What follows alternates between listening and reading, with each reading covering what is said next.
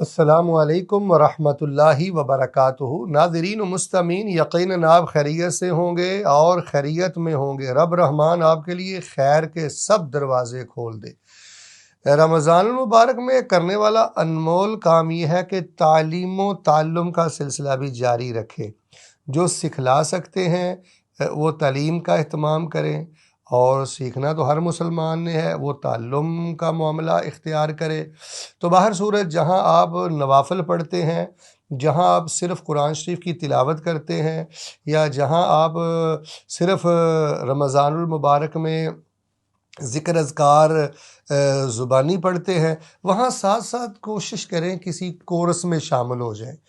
کوشش کریں اپنی ترجمہ کلاس کی کوئی کاپی بنائیں، نماز کی کوئی کاپی بنائیں، کوشش کریں کوئی تجویدی قواعد تھوڑے سے سیکھ لیں، آدھے پارے کا ترجمہ پورے رمضان میں سیکھ لیں، انبیاء کرام کی دعائیں سیکھ لیں۔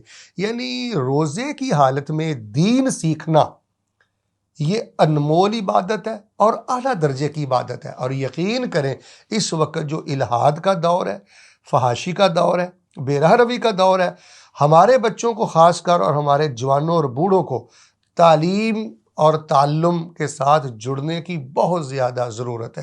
بڑی خوشی کی بات ہے، الحمدللہ ملک پاکستان میں دائیں بائیں دیگر ممالک میں تعلیم و تعلم کا سلسلہ جاری رہتا ہے۔